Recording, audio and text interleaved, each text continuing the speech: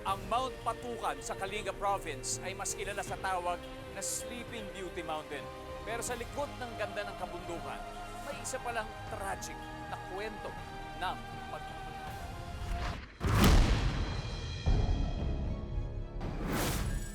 Ang alamat ng Sleeping Beauty Mountain ay isa sa mga paboritong kwentong bayan ng mga Kalinga.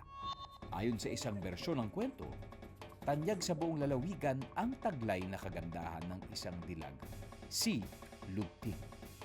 Dinarayong ng mga kalalakihan ang tanudan. Isa sa mga manliligaw ni Lugting ay ang mandirigmang si Mawanga. Dahil sa taglay na tapang at kisig, pumayag itong pakasal sa binata. Umuwi si Tinglayan sa Mawanga para ipaalam sa kanyang mga magulang ang pag-iisang dibdib nila ni Lugting. Pero pumutok ang madugong away ng mga tribo sa Tinglayan kung saan napatay si Mawanga. Dala ng labis na paghihinagpis, hindi iniwan ni Lugting ang bundok kung saan sila dapat magkikita ni Mawanga hanggang sa kanyang pagpanaw. Marami ang naniniwalang ang babaeng natatanaw sa Mount Patukan ay walang iba kung hindi si Lugting. Sleeping Beauty Mountain, napakahirap daw akyatin. Abangan! Sa araw na ito, ipinagdiriwang ang 30th founding anniversary ng lalawigan ng Kalinga. Buong week din nilang sineselebrate ang Kalinga Potong Festival na dinarayo ng maraming turista. Kaya sa mga kababayan natin dyan sa Kalinga, Happy Foundation Day po sa inyo. Samantala, hindi lang festival ang dinarayo ng mga tao sa Kalinga.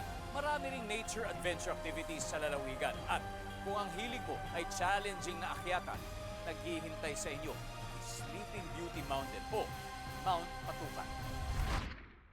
Ang Sleeping Beauty Mountain ay kilala rin Mount Patukan at Mount Matingoy, Dinayaw.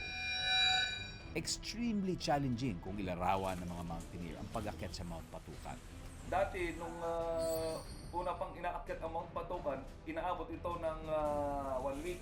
Ang bandang 2014, ito ay kaya na rin ng 3 days.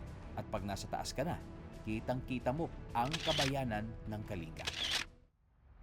Mas mahirap ang pababa ng bundok dahil sa dadaan ng madulas na bato, ilog at maging waterfalls kung saan pwede kang mag-rappel.